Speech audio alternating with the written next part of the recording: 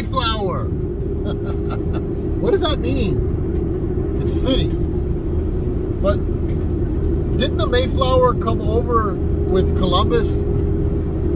Or am I just not thinking right? And was it in May and it brought flowers? Or April showers bring May flowers? I'm just thinking about that. Mayflower. Just seems like a pleasant place. So we're going to Mayflower, Central Arkansas. So the complaint is outside fan motor not coming on. What is it? Punch it down in there. What do you think it is? Outside fan motor is not coming on. So I'm gonna go and check it out. I hope y'all are doing good. My name is Brian, and thank you for watching. Thank you for visiting the channel, whatever.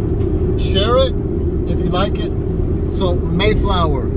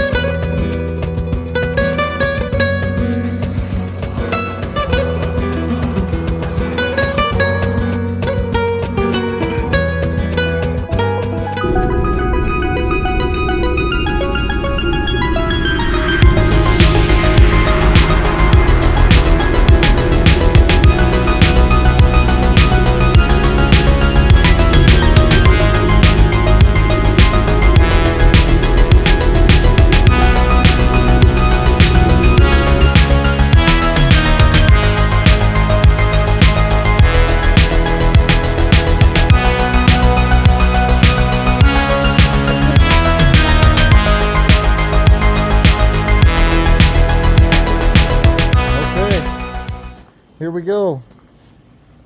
So let's go take a look at this unit and see what's happening. I've already walked out here one time, but I left it running. Left the power on and everything. There's our disconnect. We can pull it any time. So as soon as I walked up, I could tell that it's obvious. Fan motor's running on top, but I don't hear that down below hum that comes from a compressor. But while I was standing here, I did notice a voltage drop for a brief second, like that fan motor or the compressor was trying to run. So this is a 1998 tin SEER 4-ton old refrigerant unit, and I'll be honest with you, they don't make them like they used to. So let's take a look at this thing. I'm going to open up this panel right here and let's see what's happening. I feel like it's going to be a capacitor issue, but let's check it out and then we'll check our refrigerant level also. All right. So it's exactly what I was thinking. You can see how bubbled up that capacitor is. Classic dual capacitor blowing, and that's really because of age and the heat is what caused that right there. Age and heat. That's classic. So let's take this thing off and let's see what size that is and see what we got on the truck, and then we'll get it running. And I want to check that refrigerant level also. What does this coil look like? So always make it a practice to look at the coil, because a dirty coil will blow out a capacitor before it's time also. But I'm looking at it, it It probably, see, there it went. Did you notice that? It dropped down? Yeah. So that's all that is. It could use a cleaning, but that's not going to be the issue. Yep. Well, let's replace that capacitor.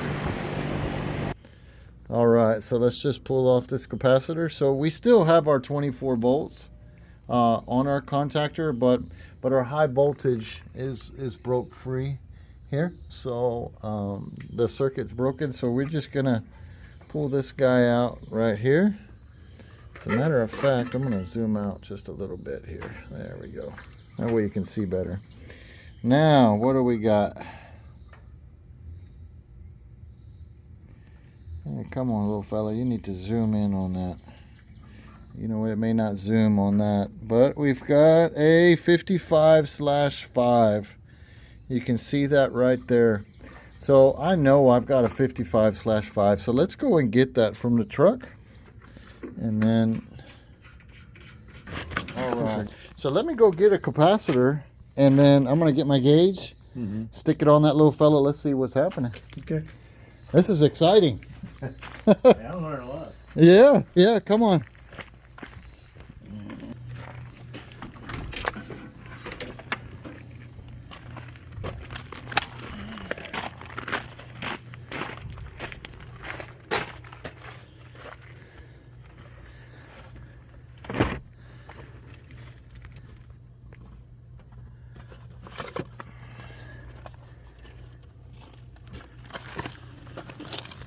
Yes. All right, so we've here it is. I think you can see that bubble right there. You saw it earlier. I don't know why this thing ain't zooming in on that number. That's all right. You can see it there. So we've got the new one in here. And really the best way to do capacitor changeouts is to just mental note what colors went to where. And you've got etched lettering and abbreviations on the actual metal of the capacitor. Just take a mental note or take a picture, right? So we just want to make sure that these wires are still tight in here. Just like that. We've got our gauges on there. Log data, what's that? I don't know what log data is. There we go. So we select our refrigerant, which is going to be R22 right there.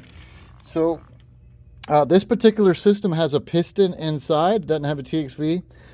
So I'm just going to focus on the superheat on this unit for refrigerant. So let's crank this thing on. Let's see what goes on here. We'll apply our high voltage to the outside unit. We can get it in there in a good spot right there. Okay, so right off the bat I can hear a compressor kick on.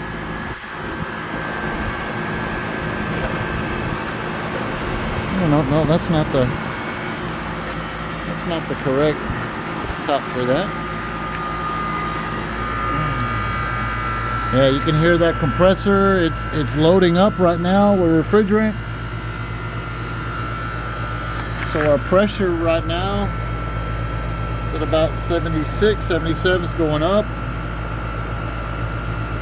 on the low side. So really we're going to focus on our superheat, which is that 40 degree number right there, 42. Let's let this run for a little bit. Man, you know what? That high side line's really hot. Really hot. So it's kicking out some heat. Yeah, we need to wash that coil to get a proper refrigerant level check. So let's do that.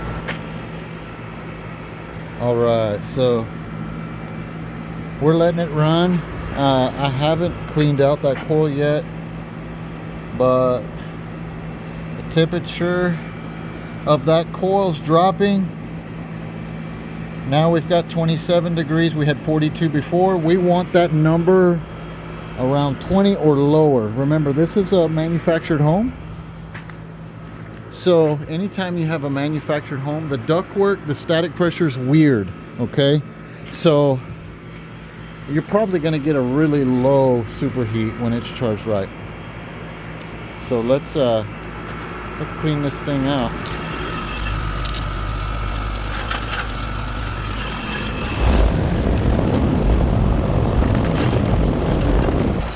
Yeah, you can't really see that, but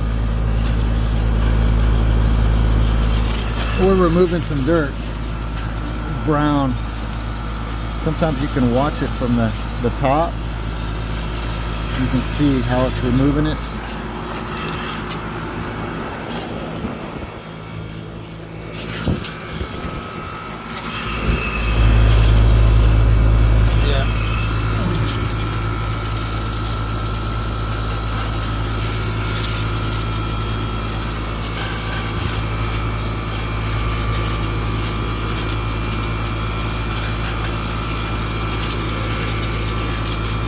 You know, back then, the coils were made a little smaller. So for them to in order for them to get a better efficiency on a condensing unit, they had to make the outdoor coils bigger. And that makes sense. More surface area to remove heat and stuff like that. So a 10 SEER equipment like this, it makes sense that it's going to run a little hotter than what you'd find today, you know.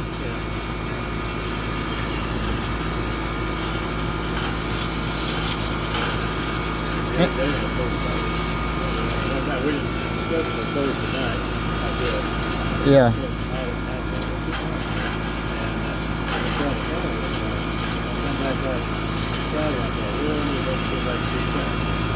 Yeah. Okay.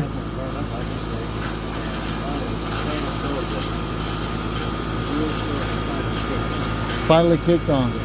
Yep. That's pretty classic, you know. It needs so single phase motors, split capacitor motors, they need a phase shift. And I'm sure you kind of are familiar with that. So in AC voltage, your phase is like a wave. And so it has to shift the phase. So in order for these to start efficiently, so what a capacitor will do is,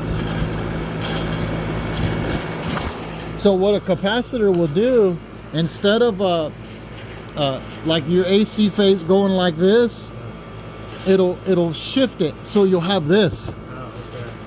And so it's a smoother draw for that motor, and that motor will shift right up, and at the same time that capacitor will store charge. It'll store a little bit extra charge in it. So if it doesn't have that capacitor and it's blown, it's really depending upon perfect frequency, like a perfect phase, man. And then sometimes you have to put a stick in there to get it started. So now we're gonna watch these pressures. Now we've cleaned off that coil. Really, I like to put in, if I can, a sight glass on these style units, and with a any time you have a downflow system in a manufactured home, anything, because then you can see if you've got 100% liquid refrigerant going into that indoor coil, which is good. That's what you want. You want 100% liquid going inside. And that way the evaporator can do what it's supposed to do. And that piston inside. But right now, yeah, see. Look at that temperature now. It was at about 77 degrees. Now we're at 71. That's the temperature of your coil. We're at 26 degrees and it's dropping superheat, 25. So now we have a certain amount of superheat in the indoor coil. Now we're going to watch that number and that temperature. Look at that. We're already at 60. It's fixing to be 68 degrees. 69, 68, 66. Oh, that coil's getting cold. So our refrigerant level is going to be fine. Yeah. I'm okay with leaving this like this right here. Okay. So if you look, and I'm going to show you too. So you see that pink right there? See that pink? Yeah. Okay, so the lining of your flexible duct that comes down from your air handler, that lining's kind of come off there. Okay. So you may have some, maybe some critters go in there or a little bit of efficiency. Another thing I look for is our line set and our drain line coming in. Make sure that the PVC is elevated like it should. But what is good is that you can't really tell, but that flex duct that goes across to the other side of the house is not touching the ground. All right, so there it is. We finished that service call. Pretty straight cut and dry, man. And really, it was a simple call. But that's something that you can take forward in your service calls or your home. Might just be a blown capacitor. Easy. We replaced it. Everything went good. Had to clean that coil a little bit with water just to bring down that temperature of that refrigerant just a little bit. Condense it just a little better. But everything looked good. Gave them some recommendations, cleaning the blower wheel, things like that, but I hope you liked that. This man was a really nice guy. As a matter of fact, he gave me a whole bunch of 12-inch fittings, a whole bunch. And he's like, just take it, it's free. Really nice guy. So Mayflower, I think I know what it was. I felt it on my heart. And you may not understand this, understand where I'm going. But they needed prayer. And I brought it. They needed comfort. The man and his wife. And the Lord brought it. Mayflowers. April brings showers. And May brings flowers. Come on. Let's love somebody today. And know that you are loved by the Almighty God.